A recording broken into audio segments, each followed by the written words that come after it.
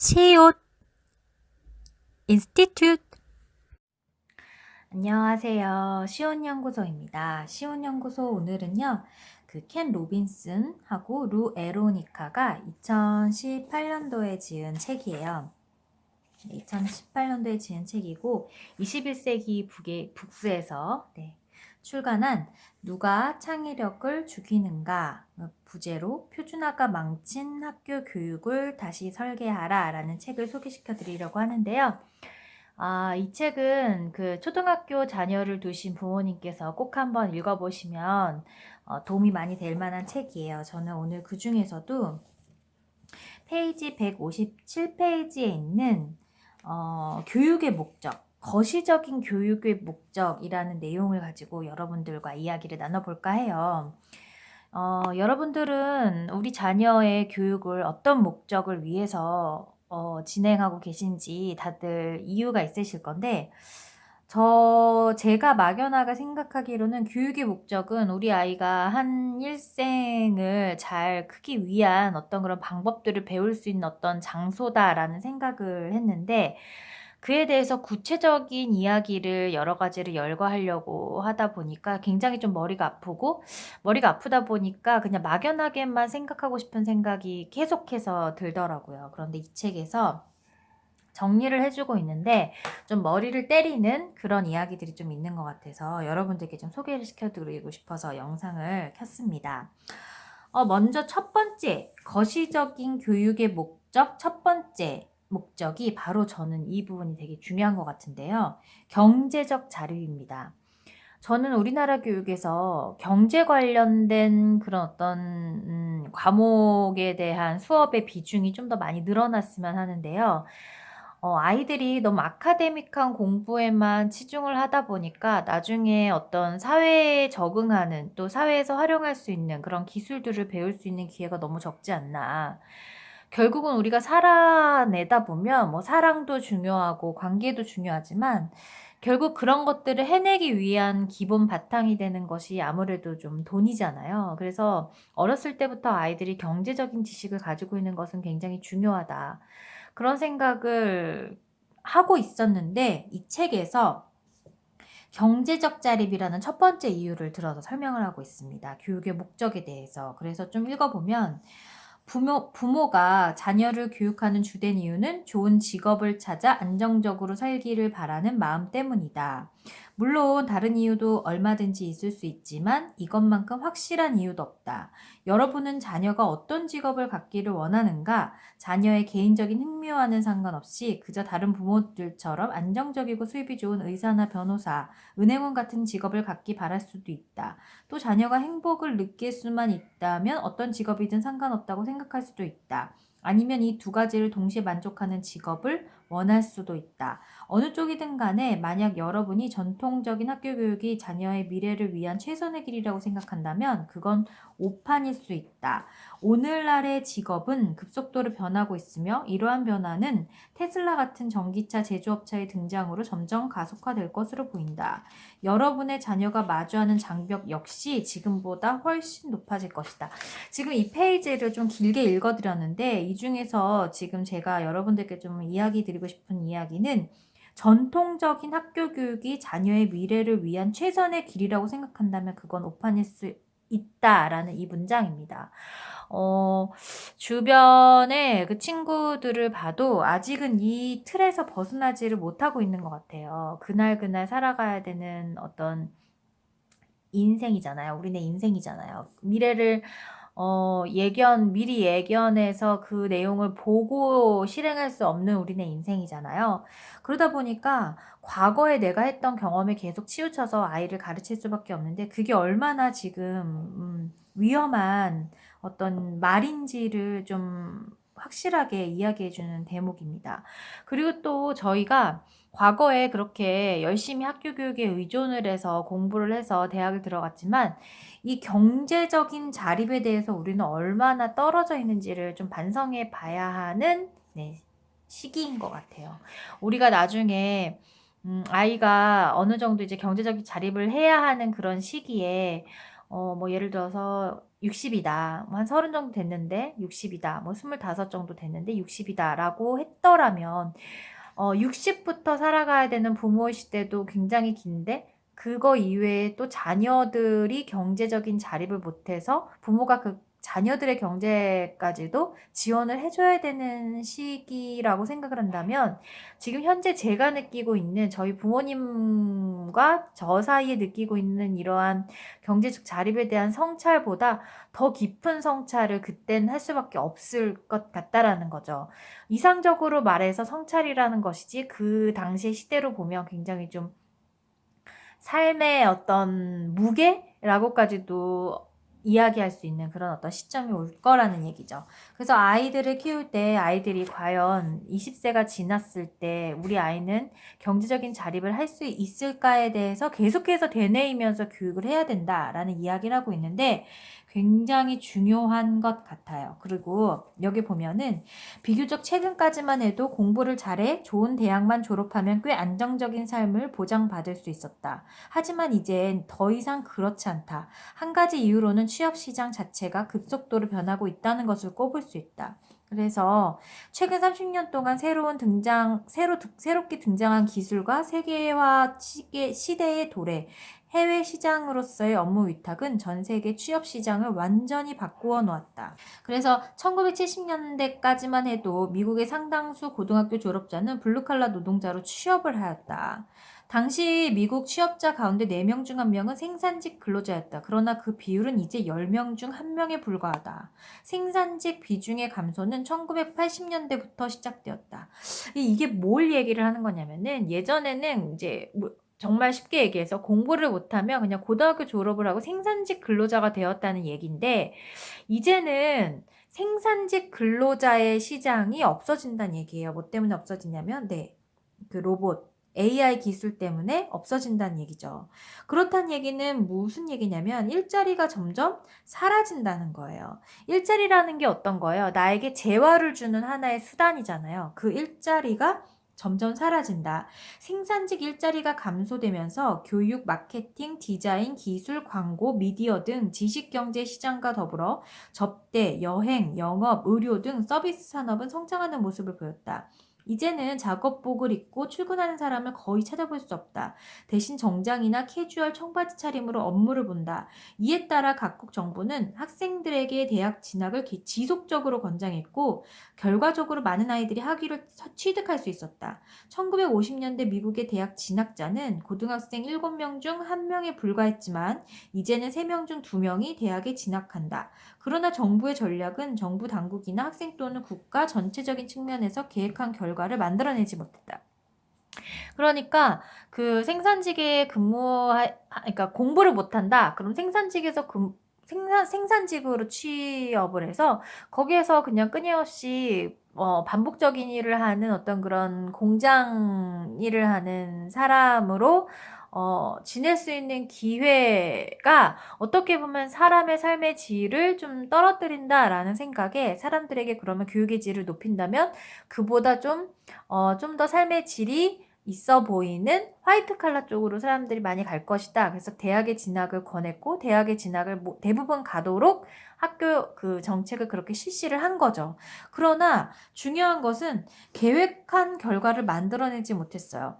오늘날 15세에서 24세까지 청년 인구는 12억 명을 훌쩍 넘는다. 이것은 전 세계 인구의 6분의 1에 해당하는 규모다. 그런데 이들 중 7천만 명은 실직 상태로 이는 성인 실업률의 약 2배에 해당된다. 그런데 이들 실직자 중 상당수가 대학 졸업자들이다. 그러니까 정부에서는 사람들에게 질을 좋게 하기 위해서 대학을 계속해서 권했는데 그러다 보니까 대부분의 사람들이 다 대학을 가게 되었는데 거기에서 다 좋은 삶을 살 거라고 생각을 했지만 대부분 실직자로 많이 남아있다라는 거예요. 그래서 또 취업에 성공한 대학 졸업자들 역시 학위가 굳이 필요 없는 직군에서 일하는 경우가 많다. 그러니까 결국에는 대학을 가가지고 나는 진짜 이러한 분야에서 경영학이다. 그러면 나는 회사에 들어가서 뭔가 마케팅도 굉장히 훌륭하게 해내고 영업도 훌륭하게 해내고 회사의 이윤을 위해서 최선의 노력을 다할 수 있는 어떤 그런 노동자로 크기를 바랬으나 결국 취업에 성공한 대졸자들 역시도 학위가 굳이 필요 없는 직군에서 일하는 경우가 많아졌다라는 거죠. 능력 이하의 일을 하고 있는 셈입니다. 왜 이런 현상이 빚어지는 걸까? 한 가지 이유는 취업을 희망하는 대학 졸업자가 너무 많다는데 있다라는 거예요. 이게 무슨 얘기냐면 어쨌든 사람은 일이라는 걸 해야 되는데 그 일을 하기 위한 수단으로 대학을 갔다라는 거죠. 그러니까 내가 어떤 일을 하기 위해서 필요한 기술을 대학에서 배우려고 간 게 아니라 대학을 가야지만 일을 할 수 있는 직장에 취직할 수 있다라는 생각으로 대학을 갔기 때문에 결국에는 사회는 이러한 사람들은 소수만 필요하잖아요. 그런데 그 소수가 아닌 대다수가 다 갔기 때문에 어떤 사람은 잘 풀리기도 하고 어떤 사람은 못 풀리기도 하고 또 어떤 사람은 대학을 가보니까 아니기도 하고 그러다 보니까 교육, 나라에서 원했던 그런 교육의 방향대로 그 실시되지가 않은 거죠. 그러니까 그 교육 정책은 실패한 거다라는 이야기를 하고 있어요. 그래서 졸업장 인플레이션의 결과다. 그러나 하기조차 없는 젊은이들의 상황은 더욱 심각하다라는 거죠. 그런데 여기에서 더 심각한 건 뭐냐? 지금 현재 우리나라의 그 생산직의 일자리는 점점 없어지고 있다라는 거죠. 그렇다고 해서 대학을 나와야지, 무조건 대학을 나와야지 좋은 일자리를 가질 수 있느냐? 그것도 아니라는 거죠. 대학에서 배운 바를 그 사회에서 실현시키기가 굉장히 어렵다라는 거죠. 그러면서 점차 아까 제가 좀 선두에서 이야기를 했던 내가 하고 싶은 일이 무엇인가, 그 일을 하는 데 있어서 필요한 기술이 무엇인가를 알고 나서 교육을 받아야지 그 교육이 훨씬 더 실효성이 높아진다라는 거예요. 그러나 학위조차 없는 젊은이들의 상황은 더욱 심각하다. 대학 졸업장 외에도 개인의 가치를 증명할 수 있는 자격증은 얼마든지 있다. 하지만 오늘날 청년 실업률의 심각한 아이러니가 바로 여기에 있다. 상당수 직군과 업체에서 인력 구인에 나서고 있지만 필요한 능력을 갖춘 인재는 드물다는 것이다. 왜 대학을 다 나왔는데 나라에서 정부에서 지원하는 대학은 다 졸업을 했는데 왜 인재가 없는 것이냐는 거죠. 학교가 학문적 교육만을 강조하며 지나치게 시험 위주로 운영한 결과 직업교육은 급격히 약화되었다. 결국에는 너는 공부를 못했기 때문에 공장에서 일을 하는 거야 라고 이제 그 교육 문화가 만들어졌기 때문에 나는 대학을 가면은 공장에는 가지 않고 다른 일을 해야 돼. 하지만 사회에서 이 공장에서 일하시는 이 생산직의 어떤 그런 중요성이 매우 중요하다. 이게 서로 괴리가 맞지 않는 거죠. 균형이 맞지 않는 거예요. 그렇기 때문에 여기에서 학문적 교육만을 강조. 이게 굉장히 좀 사람을 이상적으로 만든다라는 거죠. 내가 지금 앉아가지고 열심히 책을 보면서 그 책에 있는 내용 열심히 외워가지고 시험을 잘 보면 나는 진짜 성공한 삶을 살 수 있을 것이다. 라는 그런 어떤 지배적인 한 세기 동안에 이어진 그 지배적인 어떤 그런 생각의 틀을 깨지 않는다면 앞으로 우리는 더 힘들어질 거라는 거예요. 1980년대는 상당수 학교가 다양한 종류의 취업 프로그램을 제공했지만 이제 그런 학교는 거의 찾아볼 수 없다. 이 같은 프로그램은 학문적 수준 향상을 위한 학교 간 경쟁에서 부차적인 것으로 여겨진다. 그러니까 공부를 열심히 해서 대학을 가야지 무슨 학교에서 무슨 직업교육을 배우냐. 그거는 일반계 고등학교가 아닌 다른 어떤 특수적인 어떤 그런 생산직으로 가기 위한 어떤 그런 고등학교에서나 배워야 하는 거다. 하지만 나는 그런 생산적인 어떤 노동자, 그러니까 블루칼라는 되지 않을 거니까 나는 화이트칼라가 되어야 하니까 나는 그런 일을 배울 필요가 없다. 이렇게 이분법적인 사고가 만들어졌기 때문에 이런 사고들 때문에 결국에는 학생들이 대부분 다 대학에 가게 되지만 그 대학에서 사회적으로 나왔을 때 사회에서 필요한 기술은 그 학교에서 가르쳐주지 않았기 때문에 너무 괴리가 컸기 때문에 학생들은 실업자가 되거나 회사에 들어갈 생각조차도 좀 하기 어려운 그런 상태가 벌어지고 또 사회적으로도 사람을 구하기 힘든 그리고 또 많이 구하지도 않는 이런 상태까지 이르렀다라고 이야기를 하고 있어요. 그렇다면 직업의 미래는 과연 어떻게 펼쳐질까? 늘 그렇듯 단정지어 말하기는 쉽지 않다. 하지만 로봇공학과, 인공지능이 또 다른 반전을 촉발하고 있는 것만큼 확실해 보인다. 생산직 일자리는 계속해서 사라질 것이다. 수백만 개의 서비스직 역시 비슷한 결과로 이어질 것이다. 오직 사람만이 할 수 있다고 생각했던 다양한 역할을 지능이 탑재된 기계가 대신하기 시작했기 때문이다. 더욱이 이들 기계는 사람보다 훨씬 저렴한 비용에 효과적으로 불평 없이 일을 수행해낸다. 또한 지금까지 마찬가지로 전혀 생각지 못한 영역에서 새로운 직업이 나타날 것이다. 새로운 직업이 나타날 거라는 거죠. 그런데 학교에서 지금 제공하고 있는 그 몇 개의 분야를 열심히 하는 것에 치우쳐져 있다면 나는 결국은 도태될 거라는 거예요. 다시 말해 인간이 가장 잘한다고 여겨졌던 분야를 인공지능이 대체하면서 우리는 또 다른 직업을 갖는 형태가 이어질 것이다. 그러니까 또 다른 새로운 직업을 찾아야 된다라는 거죠. 어떤 식으로든 직업 시장의 엄청난 변화는 이미 시작되었다. 이처럼 빠르게 변화하는 사회 속에서 아이들이 자신의 미래를 준비하는데 필요한 재능과 경쟁력을 탐색하지 못하도록 막아서는 안 될 일이다. 이와 관련된 부모의 역할에서는 다음 장에서 구체적으로 살펴보겠다.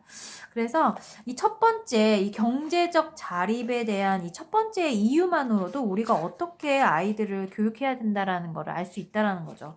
지금 현재 선행학습으로 우리 아이가 처지지 않기 위해서 혹은 자신감이 떨어지지 않기 위해서 몇 개의 과목에 치중을 해서 그것을 가르치려고 하는 것이 아니라 우리 아이가 나중에 일할 때를 대비해서 어떠한 기술을 어떠한 교육을 제공해 주는 것이 좋을까에 대한 그 아이에 대한 관찰이 수반되어야 된다는 거죠. 이 아이, 우리 자녀에 대한 성장에 대해서 관심을 갖고 계속해서 지켜보면서 우리 아이에게 필요한 것들은 무엇일까를 끊임없이 생각하는 것이 바로 부모의 역할이 될 수도 있어요. 두 번째, 사회성의 발달. 교육의 두 번째 목적은 사회적 발달이다. 이 부분은 다 알고 있죠? 여러분은 자녀의 사회적, 정서적 발달에 매우 큰 책임을 맡고 있다. 하지만 부모가 해줄 수 있는 것은 극히 제한적이다. 그래서 이 사회성의 발달에 대해서도 지금 이야기한 것 중에 좀 중요한 것들을 이야기한다면 우리가 배우는 것의 대부분은 다른 사람들에게서 습득하는 것이다. 학생들은 그룹 활동으로 문제를 해결하고 공동의 목표를 달성하는 과정에서 협력하는 법을 배운다. 이 과정에서 다른 사람의 강점은 세워주고 약점은 감추면서 서로의 생각을 공유하고 개발해 나간다. 그러니까 우리의 사회성은 사실 여러 사람이 모여서 이야기를 하는 가운데 생긴다라고 얘기를 하고 있어요. 그래서 학교에 보내는 거잖아요. 그런데 학교에서는 교육을 어떻게 시키고 있나요? 각각 개인적으로 시키고 있잖아요. 어떤 상황이었을 때 뭐 물어봤을 때 대답하는 사람도 개인적으로 손을 들고 그게 아니라는 거죠. 그룹을 해서 협력을 하면서 그들 간의 생각을 가지고 수업을 따라올 수 있게끔 만들어야 된다는 거예요. 그렇지만 그렇게 하고 있지 않다. 결국 학교 교육이라는 게 사회성을 발달시키기 위한 최대한의 어떤 체계가 갖춰지지 않고 아직도 전통적인 어떤 그런 교육에서 벗어나지 못하고 있다라고 얘기를 하고 있어요.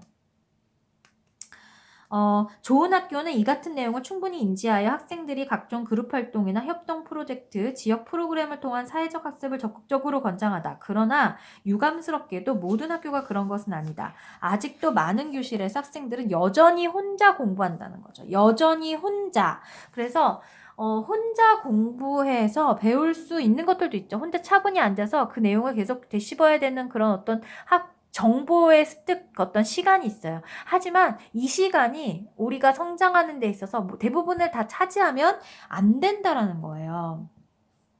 그룹으로 수업을 받지만 그룹 활동을 하지는 않는다. 옆 친구가 베껴 쓰지 못하도록 팔을 빙 두른 채 책상 앞에 홀로 앉아있다. 공부는 혼자 하는 것이라는 분위기는 각종 시험에 따른 경쟁이 심화되면서 더욱 굳어졌다. 그렇다면 교육의 사회적 역할을 강조하는 두 번째 이유는 무엇일까? 앞서 살펴봤듯 소셜미디어가 발달하면서 오늘날 청소년은 대체로 대면 접촉을 통한 대인관계를 자연스럽게 받아들이지 못한다.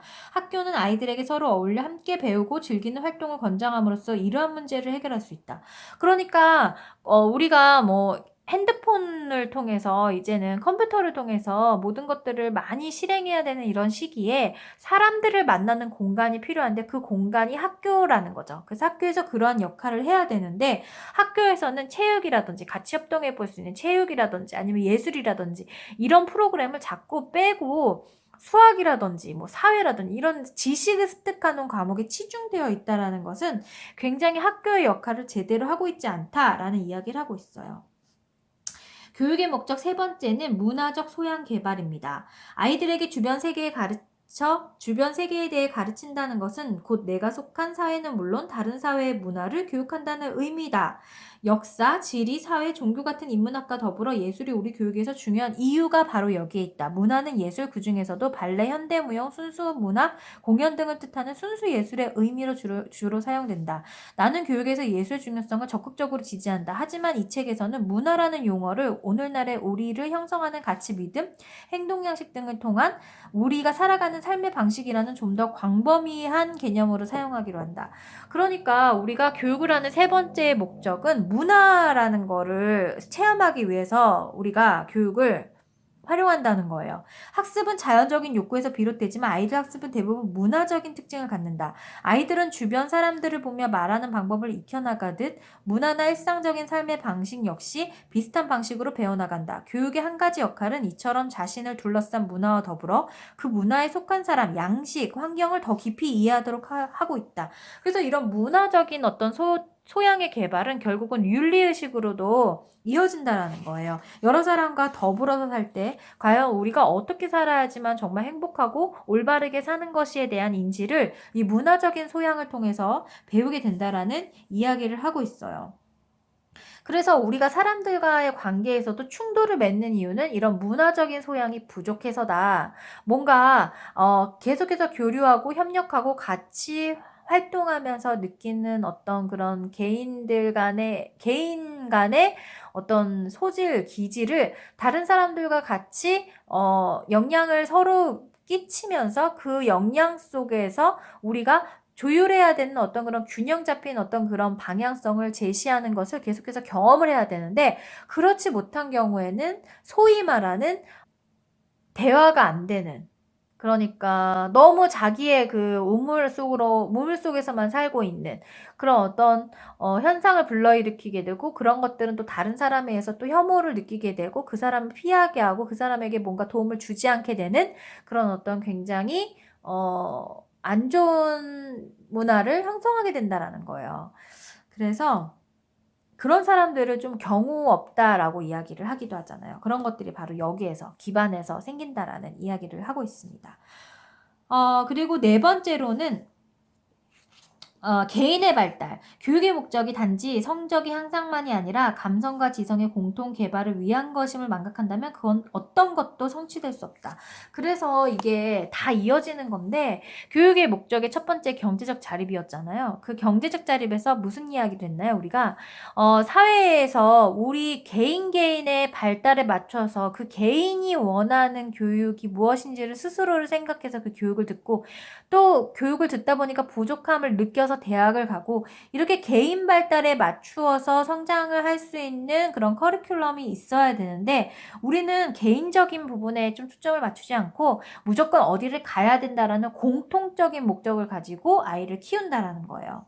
아이들은 기본적으로 학습을 즐기지만 학교 교육을 항상 좋아하는 건 아니며 경우에 따라 학교 생활에서 큰 문제를 겪기도 한다. 그래서 아이들이 굉장히 학교에 대해서 스트레스 받는 친구들이 굉장히 많다잖아요. 그래서 학교를 떠나는 친구들도 많고 중퇴하는 친구들도 많고, 또 초등학교 같은 경우에는 이 우리나라 공교육을 보내지 않는 학부모님들도 점차 늘어가고 있다라는 기사를 본 적이 있습니다. 좋은 학교는 아이들이 공부하고 싶어하는 환경을 조성하고자 노력한다. 이들 학교는 풍부한 커리큘럼과 창의적인 지도를 통해 대부분의 아이들이 전혀 흥미를 느끼지 않는 과목조차 재미있게 공부하도록 만들 수 있다는 것을 잘 알고 있는 그런 학교가 있다라는 거죠. 근데 굉장히 찾기가 어렵죠. 교육은 내면의 생각과 감정을 조절하도록 돕는다. 나를 둘러싸고 있는 세상에 대한 인식과 생각을 처리하는 일은 우리가 살아가고 있는 한 계속된다. 깨어있거나 잠들어 있거나 생각을 하거나 하지 않는 순간에도 끊임없이 반복되는 과정이다. 그래서 내면이 꽉 찬 아이들이 세상을 치고 나갈 수 있는 힘을 가질 수 있다라는 이야기를 하고 있습니다. 그래서 이렇게 교육의 목적을 네 가지를 얘기하고 있는데, 학부모님께서 이러한 생각으로 아이를 키우고 계신지 한번 성찰해보는 시간을 가지셨으면 좋겠어요. 교육이라는 게 지금 당장 어떤 성적을 내기 위해서 따라가야 하는 그 교육 과정에 대해서 맞춰서 우리 아이를 거기에 끼워 맞춰서 양육하고 있는 것은 아닌지라는 점을 꼭 한번 생각해 봤으면 하는 생각이 들어서 네, 오늘은 이 책을 소개했습니다. 이것 이외에도 좋은 내용이 굉장히 많아요. 그래서 저는 이 잠깐의 이 부분을 여러분들께 소개를 해드렸지만 여기 지금 제가 목차를 좀 보여드리면 굉장히 좋은 내용이 많거든요. 이 책을 한번 여러분들이 한번 읽어보셔도 좋을 것 같아요. 오늘의 영상은 여기까지 할게요. 여러분들 다음 시간에 우리 또 좋은 영상으로 만나요. 안녕.